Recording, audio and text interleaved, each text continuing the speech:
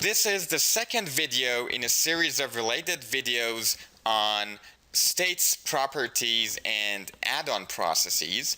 So the objectives for the whole series are as follows. So we're going to extend the subway model by implementing bulking and type-based processing time using add-on processes and a model entity state.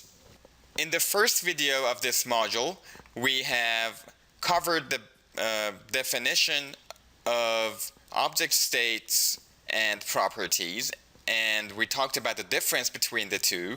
We also provided a brief introduction into semio processes and how add-on processes can be used to modify or extend the logic of different components of the model. Note that in this video we're going to start with the complete model of the system that we have already verified in previous related modules. So if you would like to learn more about the model development and its verification process, you can refer to these related videos. So the system that we're going to consider here again is a typical subway restaurant where we have 5 stations, where in the first station customers order the type of bread and meat and cheese that they want in their sandwich, and then the sandwich will go to the oven to be toasted, and then the sandwich and the customer will go to the veggie station where they put lettuce, tomatoes, and other types of veggies on their sandwich. And finally, they go to the cashier and make the payment. And after that, customers go to the drink machine and get the drink, and then they leave the system. So, as for the data for this problem, the arrival rate is 32 customers per hour. And service times are all triangularly distributed with the parameters that you can see here. So I'm not going to go over the parameters here because we have talked about this model before. And 70% of the customers want their sandwich toasted and 30% will get cold sandwiches. However, the current policy requires that we maintain FIFO throughout the system. In other words, customers that get cold sandwiches still need to wait in the queue at the oven station for those customers that are waiting for their sandwich to be toasted. So passing is not allowed in the current operating policy. So far everything is the same as the previous module, except for the fact that this time we would like to add bulking to our model. So bulking is basically when you go to a restaurant and you see that there is a long line and you decide to go somewhere else.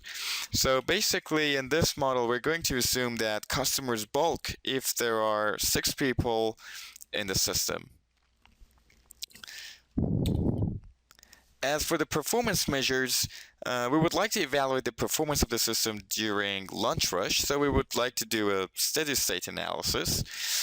And specifically, we're interested in server utilizations, average time in system for all customers, and expected number in system. However, we're also interested in the percentage of customers that bulk and the average time in system per customer type. In other words, customers that get cold sandwiches and customers that want their sandwich toasted. In this video, we're going to use Semio add-on processes to basically implement the type-dependent processing time that we have on the oven station in this model. So if you guys remember,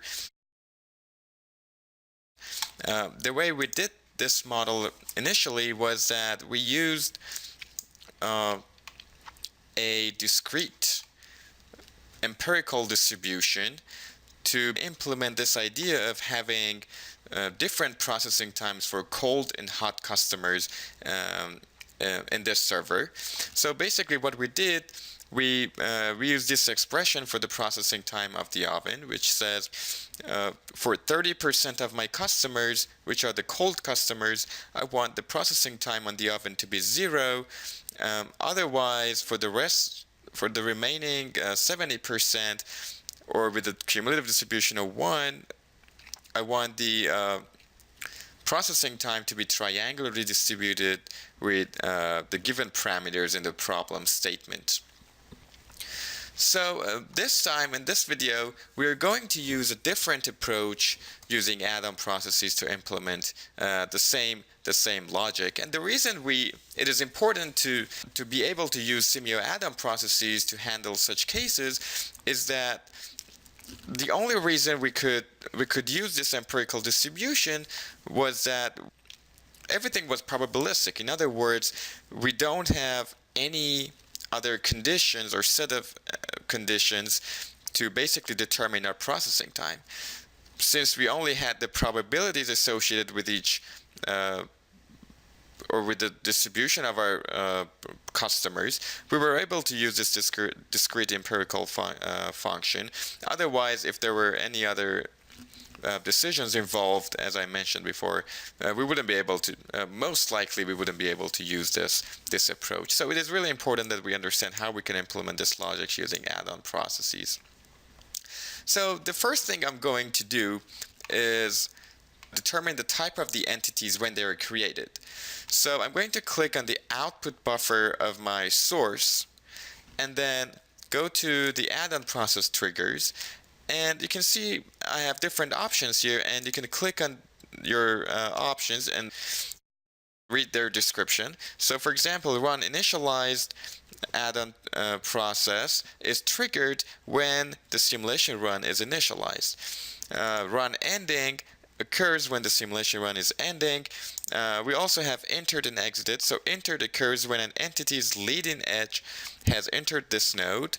Exited occurs when an entity's trailing edge has exited this node. So what I'm really after here is at some point before the entity gets to the bread and meat station, I would like to determine the type of the entity, whether it's a cold customer or a hot customer.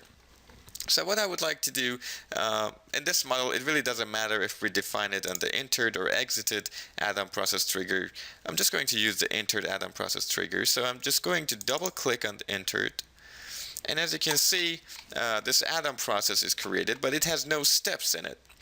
So on the right hand side, you can see different properties of your add-on process. And on the left-hand side, you can see different steps that you can add to your add-on process. And these are only the common steps, so you can click on all steps and you can see all the different steps that we have available to us. So what I really want to do here is basically probabilistically, I want to make a decision whether my customer that is created is of type cold or hot. So the type of decision that I would like to make, it's not condition-based, but it's probability-based. And with a probability of 0.3, I know that my customers are of type cold. So what I would like to do here is define the processing time of these customers, or to sample the processing times for cold customers and hot customers right after they're created. In order to do that, what I need is a model entity state. So I'm just going to click on my model entity, go to definitions tab, and then states. And what I want is basically a real state value or state variable that I'm going to call processing time on oven. And as you can see in the properties of this state variable, it's a scalar, and the initial value is set to 0. Now every entity that is created in my model will have this state variable associated with it. So initially the value will be 0. What I would really like to do here, if I go back to my model in an add-on process, I would like to assign a new value to this model entity state. So for each entity, I would like to sample the processing time on the oven right here when the entity is created. So in my assign node on the true branch of my decide, I would like to have 0 processing time on the oven. So I'm going to select my state variable name. As you can see, you have a drop-down list with all the possible state variables that you can choose from. And what I'm really interested in is processing time, is basically model entity processing time on the oven. So I'm going to select my state variable, and the new value I would like to assign to it is basically 0.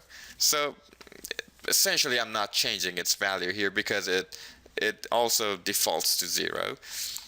But just to emphasize that we want this processing time for cold customers to be 0, I'm going to leave this assign step here. The other thing that we're going to do is add another assign step to the false branch of the decide. So that's where we sample the processing time of a hot, the processing time on the oven for a hot customer. So in this case, we're going to go to model entity, processing time on the oven, and for this one, we will have our triangular distribution, which is, if I go back to our model, is random triangular with parameters half a minute, 1 minute, and 1.5 minutes. So I can use the expression builder here. So random, triangular, and my min, mode, and max will be half a minute, 1, and 1.5. So what happens now is whenever an entity is created, probabilistically we make a decision and we assign a value to its processing time on oven state variable. Now when I go to my oven, instead of this expression that we have here, if I click on my oven and my expression, what I would like to do is change this to model entity dot, and as you can see here, we can see different state variables and properties of our model entity. So state variables are denoted with this symbol, and this little hand symbol is a representation of a property. So you can see all the different options, but what I'm really after is the state variable that we just defined, which is processing time on the oven. And I don't want the initial value, I want the current value, which I have assigned when the entity enters the output buffer of the source. So I'm going to say OK. So now when I run my model, what I would really like to see is that some of the entities will have 0 processing time on the oven, and some of them will have a random processing time that is sampled from my triangular distribution. So the way I'm going to verify that this new feature that I just added to my model is actually working correctly, I'm going to use basically the animation and running the model in the interactive mode. So what I'm going to do is set a breakpoint on the input buffer of my oven server, and then I will run the model, and whenever an entity is about to enter the oven station, the model will automatically stop. So let me actually go ahead and increase the run speed to 50. So now this entity is about to enter the oven station, so my run stops at 1.54 minutes. So I use the step mode to move to the next event. So now the entity, I'm still at the same time because I'm using a connector here, is about to start the process. So now my entity will start its service at 1.54 minutes. And if I click the step, you will see that the entity in 0 simulation time, I'm still at 1.54, finished processing on the oven. So this shows that this entity had a processing time of 0 on the oven. Let me go ahead and run the model till the next entity gets to the oven station. So this new entity, my entity 28, enters the processing station of the oven at 2.92. So I'm just going to click on the step, see when it finishes its process. So now it's finished its process, and you can see that we're at a different time. So it's 3.95. So this shows that for this entity we had some processing time on the oven. And of course you need to run this model longer and verify that the logic actually works for more entities to gain more confidence that you have implemented everything correctly. The other thing that I've done here to verify that this alternative approach that I've just implemented for type-dependent processing times on the oven is actually correct, and my model is working correctly, is that I have run an experiment with the exact same configurations, in other words, with the exact same run length, number of applications, and warm-up period as the experiment that I did with the original model that implemented the empirical distribution as the processing time expression. And since I verified my original model before, so I'm confident that that model is right. Now I can use that model and compare my current simulation model with my original model to make sure, or to basically verify my current model. What I'm going to do is compare different responses that I have with the original model. And in fact, when you do that, you will see that the values are all very close to what I expected to see. This time, instead of a queuing model, I'm using a verified simulation model to get my expected values.